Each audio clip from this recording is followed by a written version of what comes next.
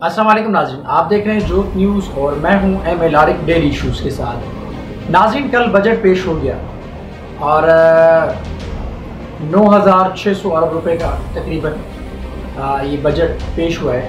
उसमें कई चीज़ों पे अपना सब्सिडीज़ ख़त्म की गई हैं और नए टैक्स कुछ आयद किए गए हैं और टारगेटेड जो सब्सिडी है उसको वो रखेंगे, लेकिन वो टारगेटेड चीज़ें होंगी, यानी जो मुस्तहिक होंगे लोग सब्सिडी के, एक मसलन या जो शोबा मुस्तहिक होगा सब्सिडी का उसमें वो सब्सिडी देंगे।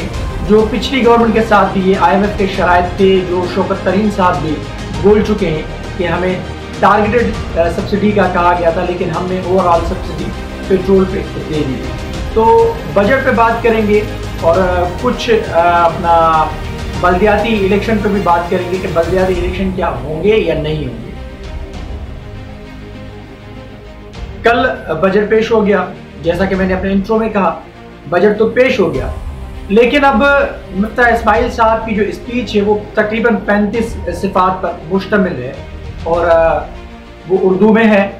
और उस अपना बजट स्पीच के अंदर उन्होंने पहले तो तज़किरा किया सारा कि साबका हुकूमत ने किस तरीके से माशी कत्लेआम किया, यानी और मईशत का किस तरीके से बेड़ा गर्क किया बकौल मुफ्ती इस्माइल साहब के, कि उन्होंने अपना वक्त पे कोई इनिशिएटिव नहीं लिए। LNG के हवाले से, पेट्रोल के हवाले से उन्होंने कहा कि मुआहदा उनका हुआ था अपना IMF के साथ, तो उन्होंने मुआहदों को तोड़कर आवाम को सब्सिडी दी। हम भी अपने पहले व्लॉग में बोल चुके हैं ये सारी बातें।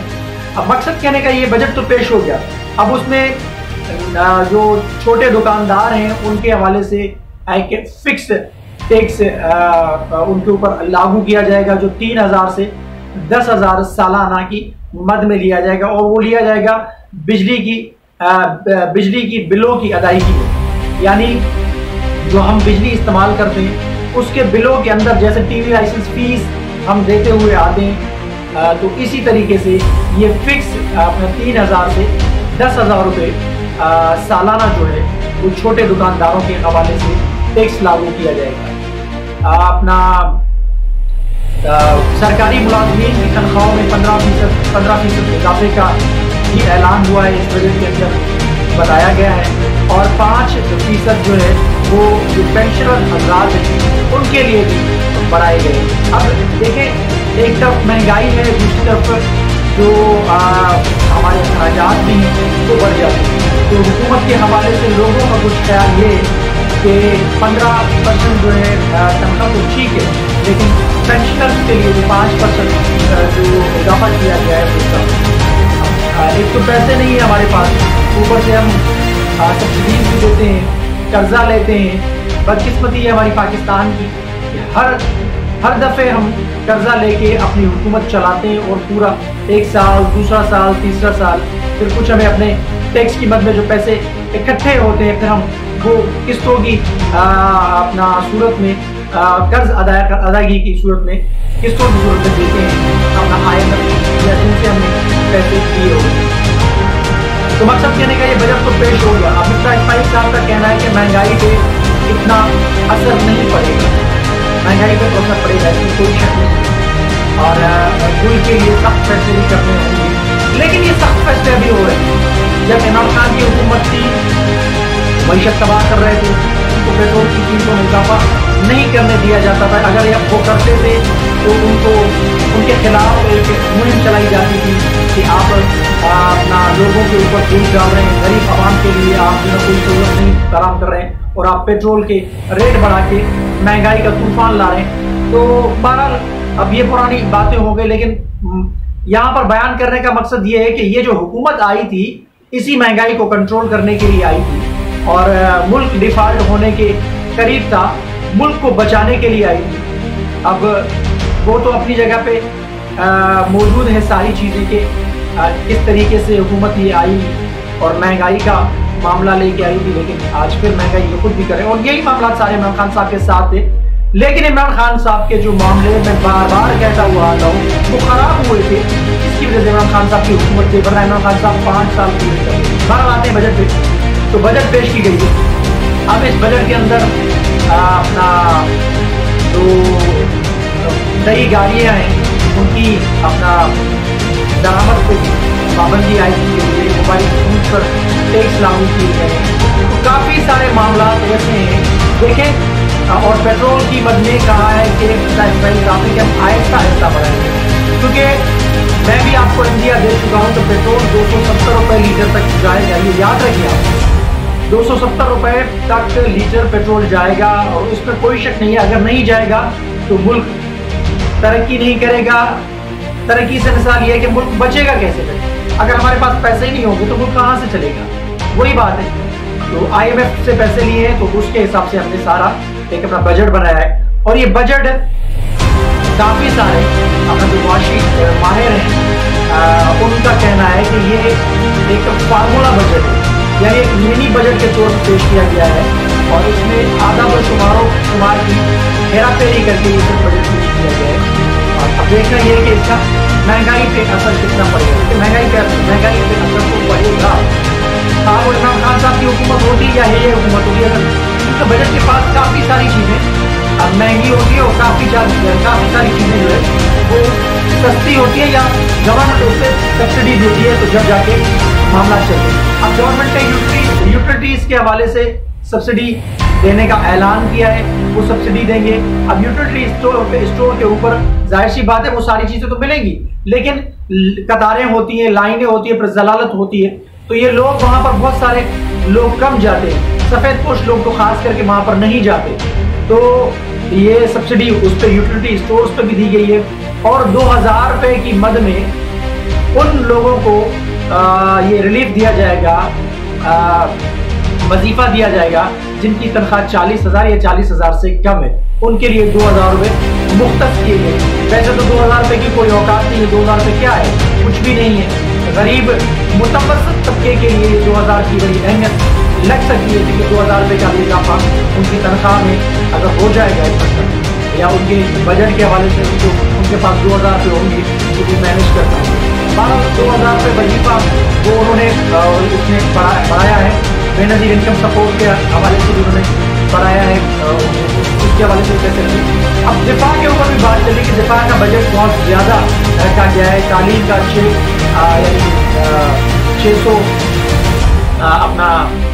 6 अरब और सेहत के लिए 12 अरब और दिफा के लिए 1530 से 1540 अरब रखे गए, उस पर भी बातचीत हो रही है।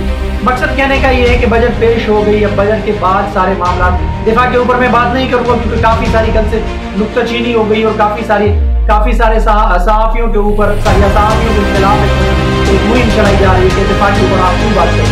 बात तो करेंगे, जाहिर बात सवाल तो उठेंगे। जब आप कहते हैं कि हम मुहज़्ज़म मुआशरा है और हम बाशऊर हम अपने मुआशरे को बनाना चाहते हैं, तो फिर तालीम के ऊपर आप ये हुकूमत से सवाल है, तालीम के ऊपर आपने फिर 6 अरब रुपए की बजट क्यों रखी? तालीम के हवाले से भी बजट को आप बढ़ा के 6 अरब रुपए क्या हो, कुछ नहीं है तालीम के हवाले से। तो ये बजट पेश हो गया। अब महंगाई तो होगी, इसमें कोई शक नहीं। जैसे मैंने कहा पेट्रोल में 270 रुपये लीटर तक जाएगा और मजीद आप देखिएगा आहिस्ता आहिस्ता महंगाई में इजाफा होगा।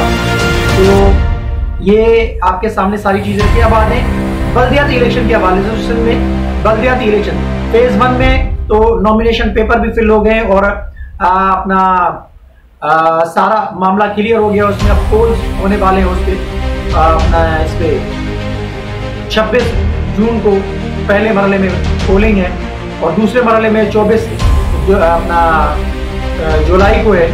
तो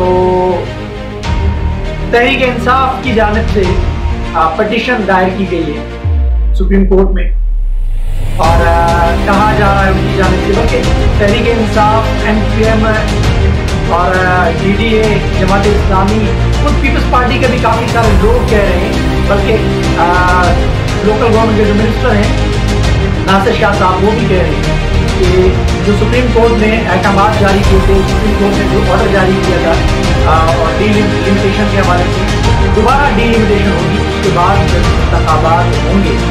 अब देखना ये जो पटिशन कल जो दायर की है तहरीक इंसाफ वालों ने, यानी पटिशन तो पहले दायर की थी उन्होंने, लेकिन फिर उसको मेरे ख्याल से रिव्यू करवाया है शायद, और सिंध हाई कोर्ट से भी उन्होंने रिजू किया है कि सुप्रीम कोर्ट के फैसले की मद में इलेक्शन कमीशन को अहकाम जारी किए जाए और इलेक्शन कमीशन को रोका जाए। वो सुप्रीम कोर्ट की तरफ से यानी जो पटिशन है उसमें उन्होंने कहा है कि इलेक्शन कमीशन को रोका जाए कि डीलिमिटेशन जब तक नहीं होंगी तब तक सिंध के अंदर लोकल बॉडीज के इलेक्शन नहीं होने चाहिए, उनको आगे बढ़ाया जाए शेड्यूल को। तो लग रहा है ऐसे और ये भले ही सारे मामला चल रहे हैं और नॉमिनेशन पेपर भी दूसरे मरहले फिल हो रहे हैं, जमा हो रहे हैं, तो ये भले ही हो, लेकिन 2015 में भी ऐसी सूरत हाल थी, वो भी डीलिमिटेशन के हवाले से ही बात की कुछ या कुछ और मामला था। तो इसी वजह से 2015 के भी लोकल बॉडी इलेक्शन उस वक्त नहीं हो गए थे, मजीद 3 से 6 माह में उस 6 माह का उसमें इजाफा किया गया था। उसके बाद फिर अपना पोलिंग हुई थी। तो आज भी ऐसे लग रहा है कि ये जो मुखालिफ पार्टीज हैं, तकरीबन तहरीक इंसाफ, अपना MQM, जमात इस्लामी और ग्रीन डेमोक्रेटिक अलायंस, इन सबका ये कहना है कि जब तक डीलिमिटेशन नहीं होगी तब तक सिंध में बल्दियाती इलेक्शन को रोका जाए। तो मुझे ऐसे लग रहा है कि सिंध में बल्दियाती इलेक्शन भी नहीं होंगे, ये आगे बढ़ेंगे, क्योंकि ये सुप्रीम कोर्ट के अंदर पटिशन लेके जा रहे हैं और उस पटिशन की मद में हो सकता है कि ये इलेक्शन ना हो। तो आपके सामने सारी चीजें रखी है, बजट के हवाले से भी और लोकल बॉडी इलेक्शन के भी हवाले से। कमेंट सेक्शन में अपनी राय का इज़हार जरूर कीजिएगा। तब तक के लिए अल्लाह हाफ़िज़।